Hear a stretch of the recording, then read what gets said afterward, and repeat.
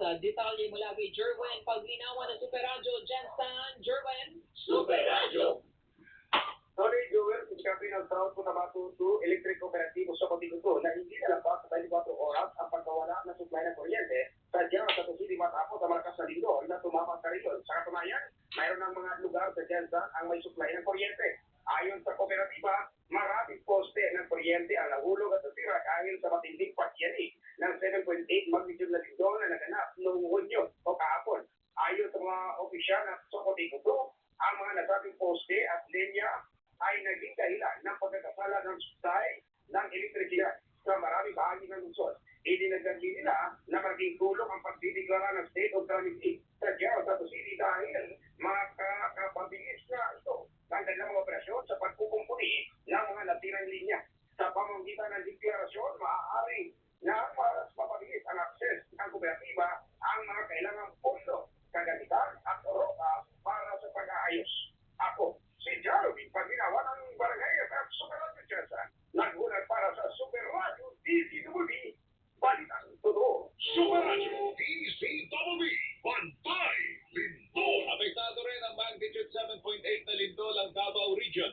Sa Santa Ana Central Elementary School sa Davao City, tila dinuyan yung mga estudyante habang nasa open grounds dahil sa lakas po ng pagyanig. Sa gitna ng takot, sabay-sabay silang nag-alay po ng dasal. Sa Davao City National High School, ilang estudyante hinimatay sa gitna ng malakas na lindol.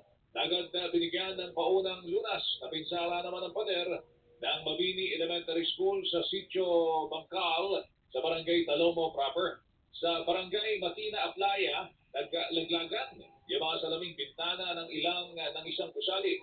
Nakitaan din ng bitak ang mga kalsada at ilang condominium unit sa Davao City habang nasira din ang maraming bahay pati ang ilang tanggapan ng pamahalaan. Super Radio DZWB. Bantay Lindol. Bayan una Jose Abad Santos sa Davao Occidental, lubos na naapektuhan ng malakas na lindol kahapon. Si Jessa Torrefranca, Super Radio Davao. Jessa, pasok! Super Radio! Nanawagan ngayon ang lokal na pamahalaan ng Magsabat na sa Davao Occidental ng dagdag na tent at mga trapal para sa mga residenteng apektado sa magnitude 7.8 na lindol kahapon. Sa pahayag ng lokal na pamahalaan at samantalang pinatulog sa evacuation area at labas ng kanilang mga bahay ang mga residente na may mga mapinsalang bahay. Inikayat din ang mga nais mabigay ng tulong na inetipito sa Incident Command Center. Pahirapan din ngayon ang paghahatid ng mga medical needs sa bayan dahil sa mga napinsalang kalsada. Ilang struktura rin sa bayan ang napinsala, kabilang dito ang isang barangay hall, classroom, gymnasium at isang pantalan. Ako, si Jessa Torrefranca sa GMA Super Radio Davao nag-uulat para sa GMA Super Radio DZWB. Balitang totoo. Super Radio DZWB. Bantay Lindol. Maituturing na isa sa pinaka-mapaminsalang lindol sa Pilipinas sa loob ng 5 dekada, magnitude 7.8 na pagyanig sa Mindanao kahapon. Ayon sa PBOX, ang lindol ay dulot ng subduction o paglubog ng Cotabato Trench.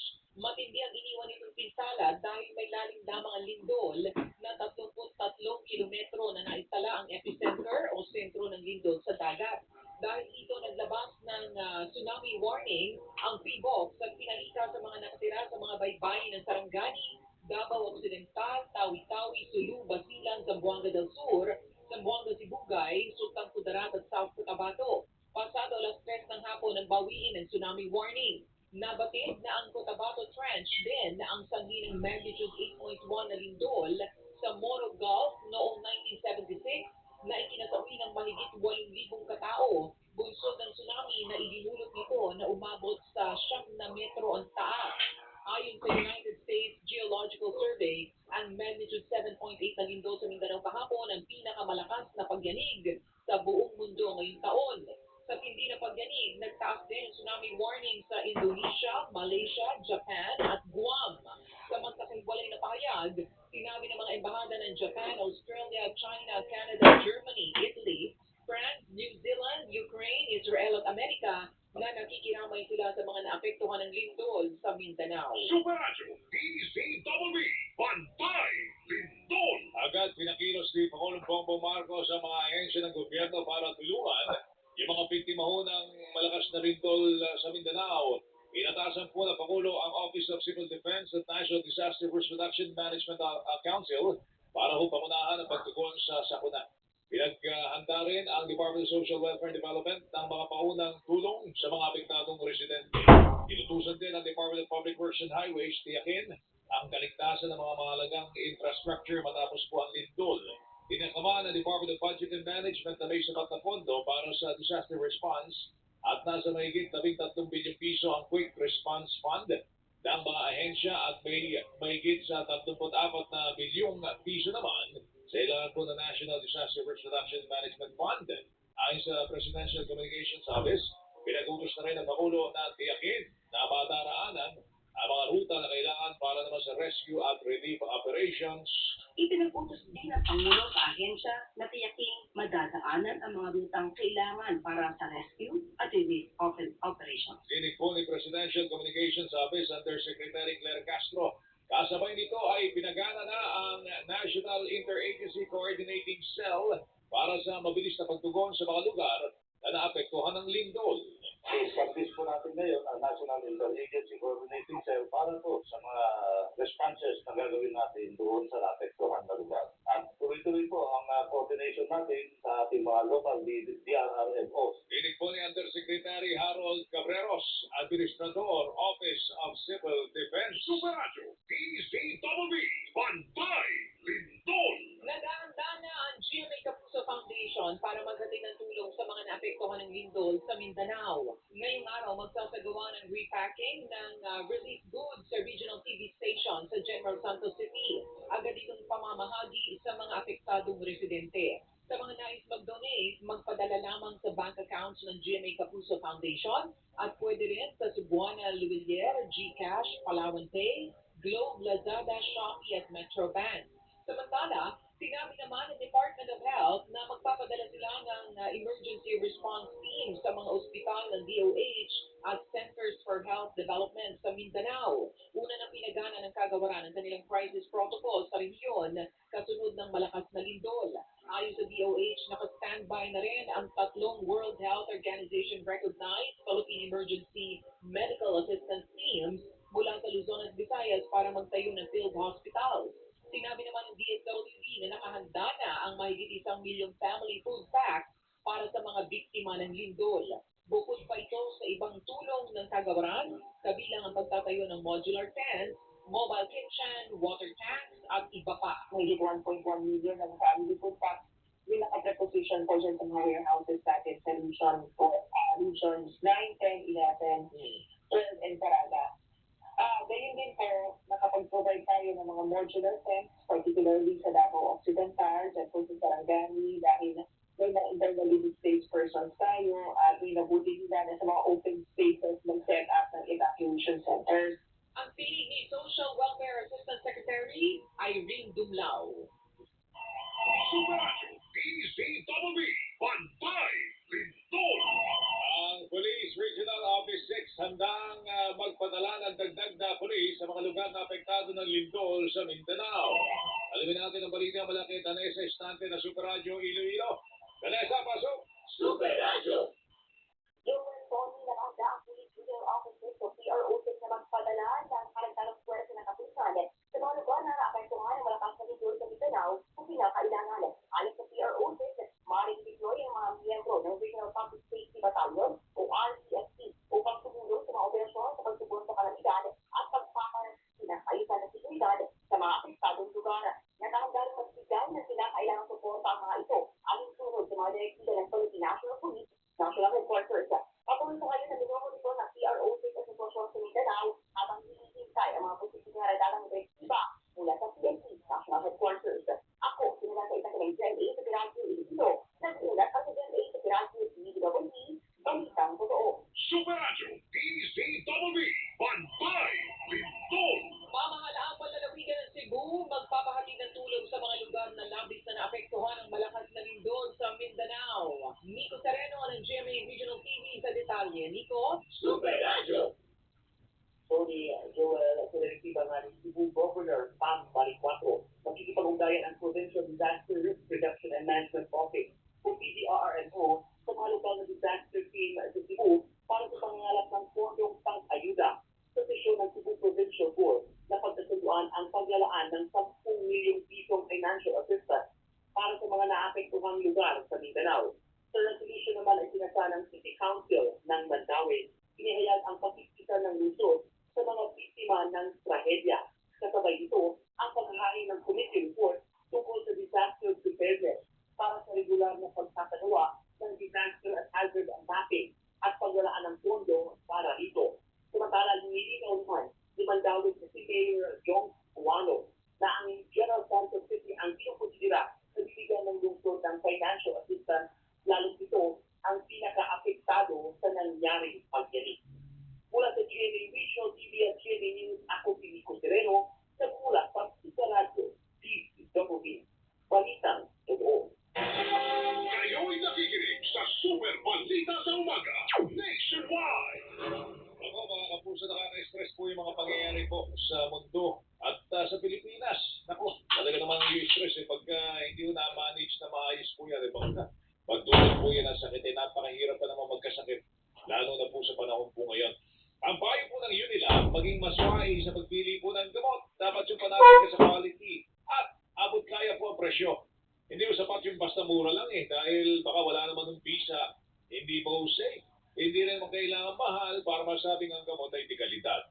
Kaya paalala po ng Unilab, piliin ang tunay na quality sa presyong abot kaya. Oras na 7:30, radyo na, Hindi pa. labanan ng fake news. Totoo. Mga babae pagkatapos ng lingkod, manatiling alerto sa aftershocks. Suriin ang inyong sarili at mga kasama kung may tinamong pinsala at magbigay ng paunang lunas kung kailangan. Unahin ang mga pangangailangan ng mga nakatatanda, kundis, may kapansanan at mga bata. Kung nasa tabing dagat at may banta ng tsunami, agad na lumikas at pumunta sa ligtas at mataas na lugar. Suriin kung may natapong nakalalasong kemikal at mga bagay na maaaring pagmula ng sunog. Huwag bumalik sa loob ng gusali o bahay hanggat walang abiso na ligtas na ito. Suriin ang mga linya ng tubig at kuryente para sa maaaring pinsala at suriin din ang tangke ng LPG. Manatiling alerto tayo sa banda ng lindol, mga kapuso. Ilang paalala mula sa Office of Civil Defense, PIVOX at Super Radio DZWB.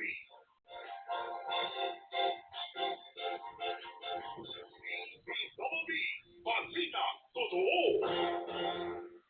Tama-tama, grabe ang init ng inyong suporta. Tayo pa rin ang number 1 sa Mega Manila Super Radio DZWB at number 1 AM station at Barangay LS 97.1 number 1 FM station. Maraming salamat sa mga puso. Ano ang ang pangalan mo kasi Marina? Ako, kaya rin kitang tulungan na. Nandito lang ako. Promise. Quiet lang. Asking ano kung inaanap ko, hindi basta-basta yun. The Master Title, 9:45 p.m. on GTV.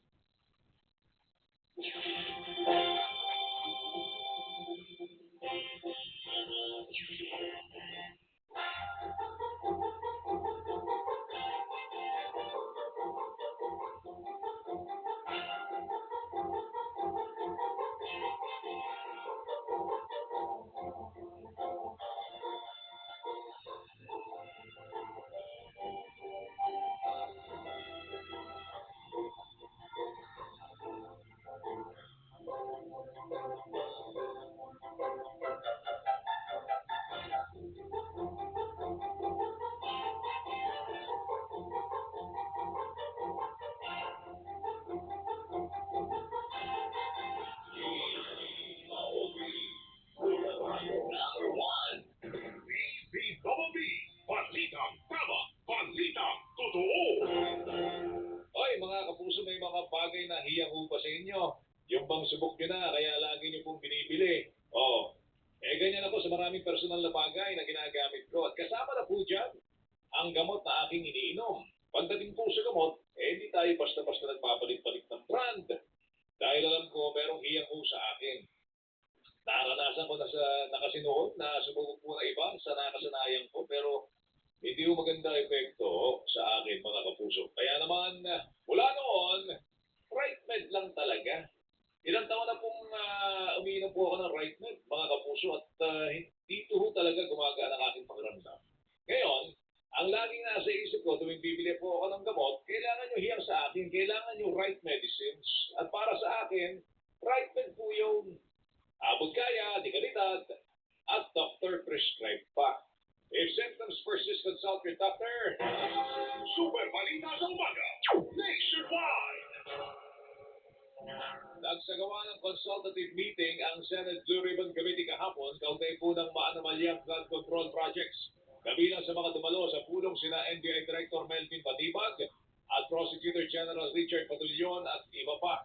Sa kabila naman ng imbitasyon ng komite hindi dumalo sa pagdinig ang 18 umano'y dating mga bodyguard ni dating Congressman Saldico at sa halip ay nagtungo sila sa tanggapan ni Senador Robin Padilla.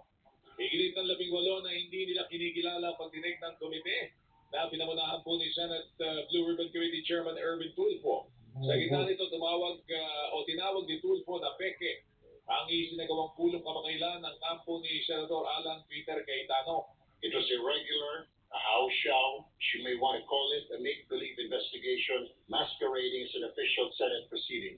Dinig po ni Senator Erwin Tulfo, Chairman ng Senate Blue Ribbon Committee. Ikinadismaya naman ni Senate President Pro Tempore at Acting Senate President Sherwin Gatchalian ang hindi pagdalo ng 18. Nakakadismaya na hindi po umaten yung 18 bodyguards, yung kanilang abogado na si Attorney Baligod at si Ginoong Mike Defensor dito sa ating patawag. Ito po ay opisyal na patawag. Dinig po ni Senate President Pro Tempore, Acting Senate President Sherwin Gatchalian dahil ilang beses na pong nilinaw ng Armed Forces of the Philippines na hindi nila naging miyembro ang ilan sa mga dating taon na manoon nitong SIPO, ibinungkain ni Senator Rafi Tulfo na tawagin ang 18 ng mga kargador. Let me call on them 18 kargador. Kasi nga po, nagkakarga sila ng mga mali-maletang pera, sabi nga nila. Yung po talagang trabaho nila, taga-bitbit, taga-karga ng maleta. Dinig po ni Senator Rafi Tulfo. Samantala, muli namang pinabulaanan ni Senator Erwin Tulfo ang aligasyon laban sa kanya ng 18. Ito po ay walang basihan, walang katotohanan, ni walang representang dokumento, resibo o anumang konkretong patunay, kundi puro salita lamang. Hindi tayo narito upang magbigay ng hatol batay lamang po sa mga haka-haka. Narito tayo upang alamin ang katotohanan. Dinig po ni Senator Erwin Tulfo, Chairman, Senate Blue Ribbon Committee. Pinunahan ni NBI Director Melvin Matibag ang pabago-bagong testimonya ng 18 nagpakilalang mga dating bodyguard umano ni dating Congressman Elizalde.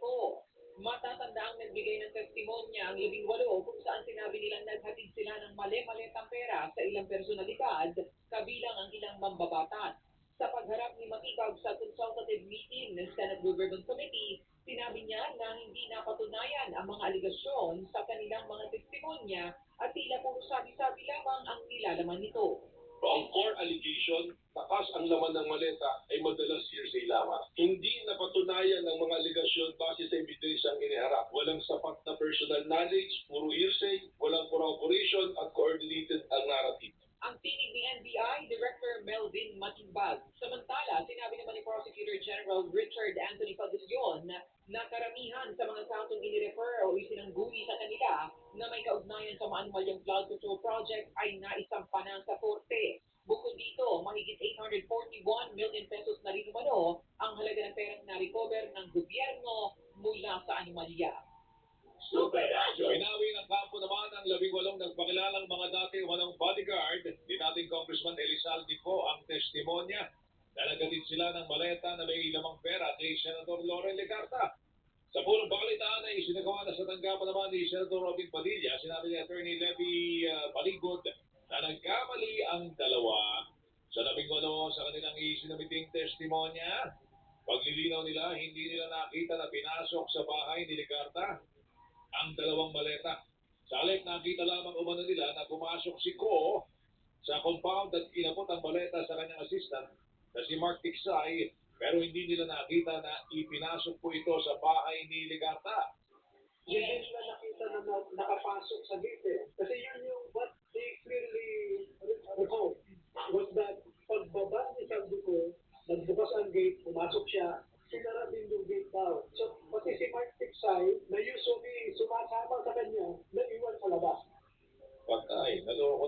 Aminado po sa Baligod na nagkamali sila. At bukas naman na umano ang dalawang umano'y dating bodyguard kung kakasuhan sila ng perjury nitong sindikata. Hindi naman nila binawi ang testimonya kaugnay ng umano'y pagpasok na maletang may lamang pera sa compound ni nooy DPWH Secretary ngayon Senador Mark Villar.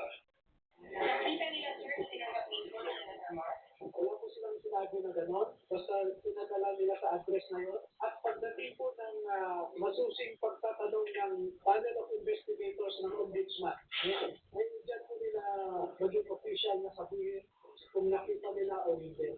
Samantala, pinipig pa tayo. Samantala, sinabi ni Baligod na meron pang dalawang batch ng mga nais tumistigo kabilang po ang 14 doon sa unang batch at 7 sa ikalawa. Ayaw ko munang mag-speculate. Hindi ko alam kung ano yung malaking pasabog o hindi. Basta we will just fulfill our civic duty. National leader for the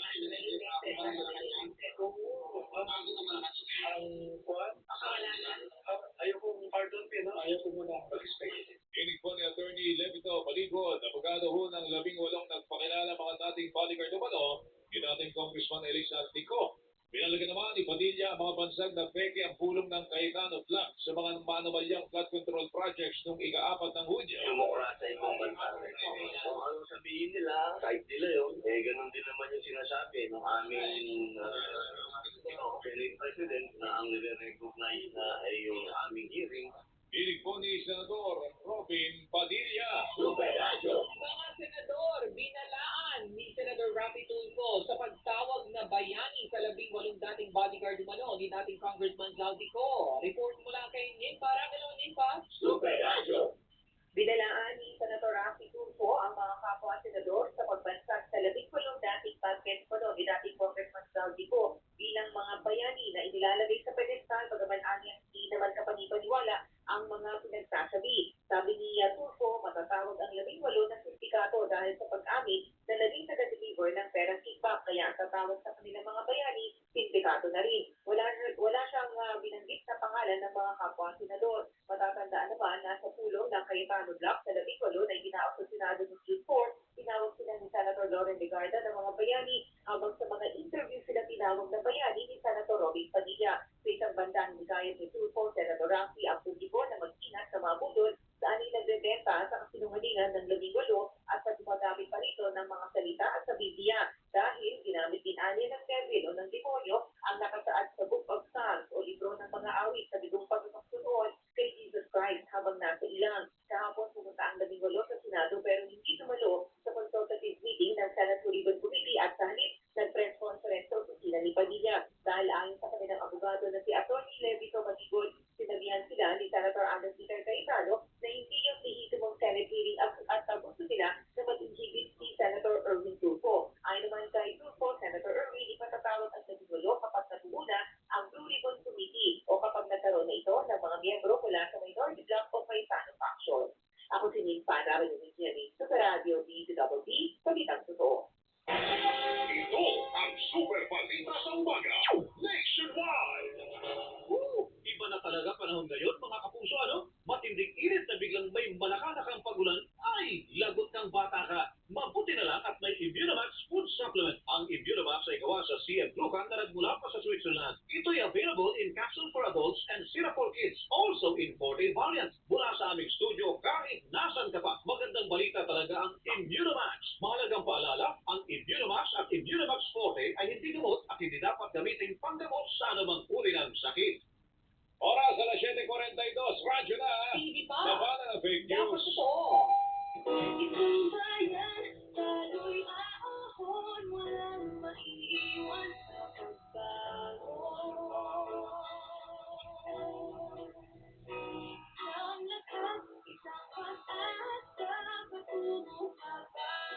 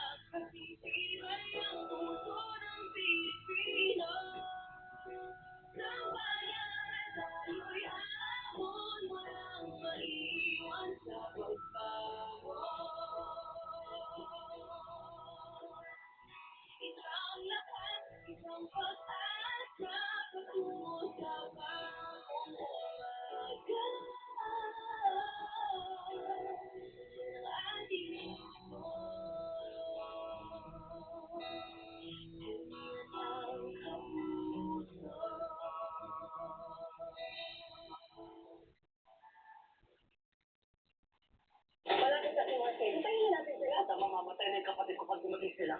Di na mapipigilan hanggang handa na sa laban. Task Force Firewall, 10:30 p.m. on GTV. You're watching Double B TV on GTV.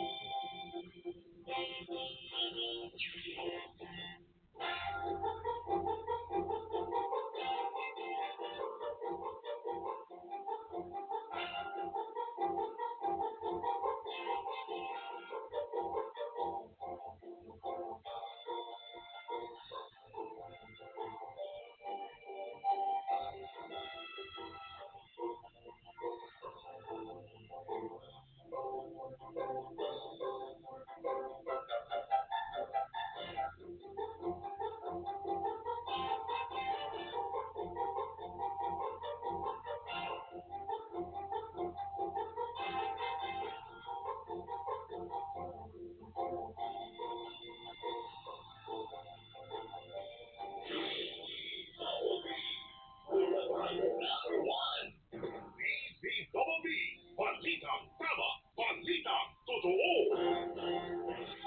Kayo'y nakikinig sa Super Balita sa Umaga, nationwide.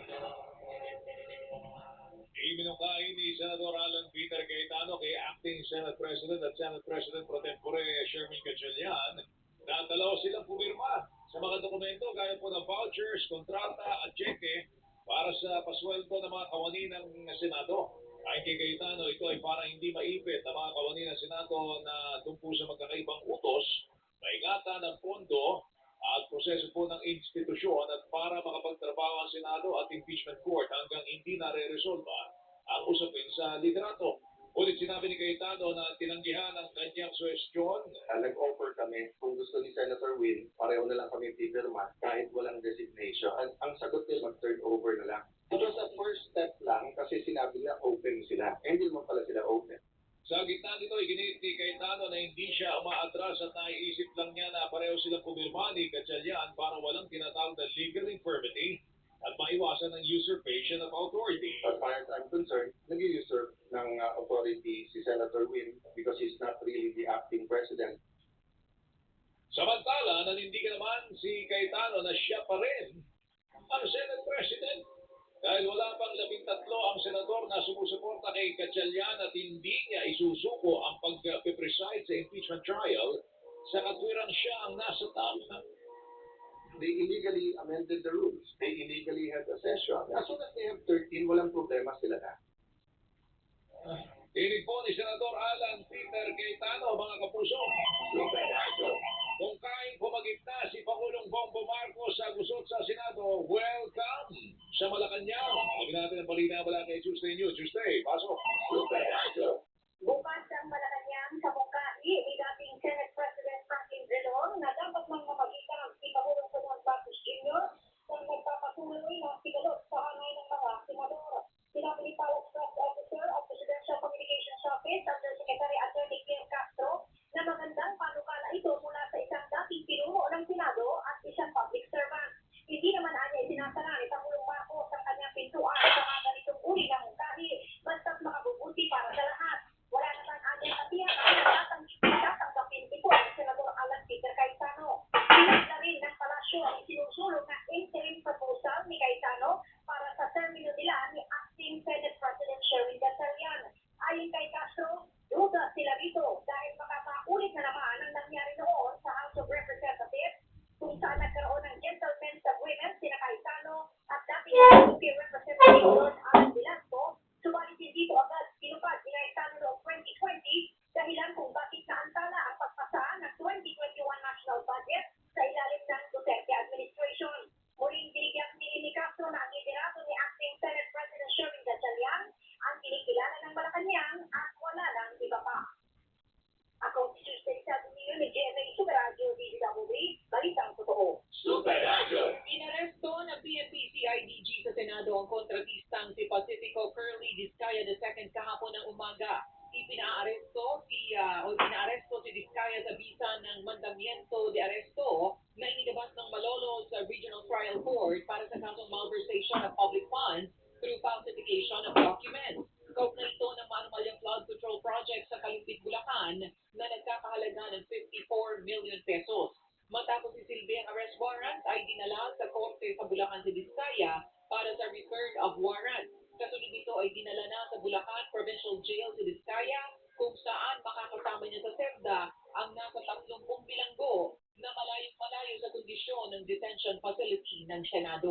Super Radio. Formal lang na isumite sa Senado ang manifestation ng House Prosecution Panel. Kaugnay na naging tugon ni Vice President Sara Duterte sa articles of impeachment laban po sa kanya. Kahapon ng umaga nang dumating sa Senado si House Secretary General Cheloy Garapil para isumite ang manifestation na may 5 pahina. Isinumite ang dokumento kay Senate Secretary Renato Bantug bilang pagkilala naman kay Acting Senate President Sherwin Gatchalian. Wala nang ibinigay si Garapil na detalye partikular sa laman ng manifestation at sa halip ay pinaubaya na sa House Prosecution Panel ang pagpapaliwanag. Una nang sinabi ng House Prosecution Panel na sa halip na reply ay manifestation na lamang ang kanilang napiling isumite sa Senate Impeachment Court dahil wala o manong laman ang naging sagot ni Duterte sa articles of impeachment. Kayo'y nakikinig sa Super Balita sa Umaga Nationwide. Usapang food supplements for kids muna tayo. Nasabi mo na ba at some point sa buhay mo, buti na lang ang tangkad ko. Hanggang ngayon, yan ang hiling ng mga moms para sa kanilang kids. Buti na lang may cherry fruit syrup na may CGF. Tulong sa proper growth and development ng mga chikitings with proper diet and exercise. Meron pang lysine, taurine at essential vitamins. Kaya sa bawat compliment sa height nila, proud na proud si Mami. Mahalagang paalala, ang cherry fruit syrup ay hindi gamot at hindi dapat gamitin panggamot sa anumang uri ng sakit. 7:51, radyo na! Hindi pa. Labanan ng fake Dapat news. totoo. Narito ang mga lugar na mawawala ng supply ng tubig batay sa abiso ng Manila Water. Simula mamayang alas 10 ng gabi hanggang bukas ng alas 4 ng madaling araw ay mawawala ng supply ng tubig ang barangay Pinagbuhatan sa Pasig City, barangay Ithan at Limbon-Limbon sa Binamor at Rizal at barangay San Juan sa Cainta, Rizal.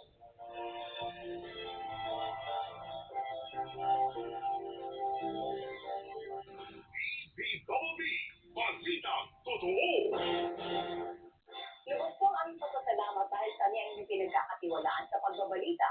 Hindi po namin sasayangin na inyong pagtitiwala mga kapuso. Kaya naman dito sa Super Radio DZWB, makatitiyak kayo na walang kinikilingan, walang pinoprotektahan, noon at ngayon, serbisyong totoo.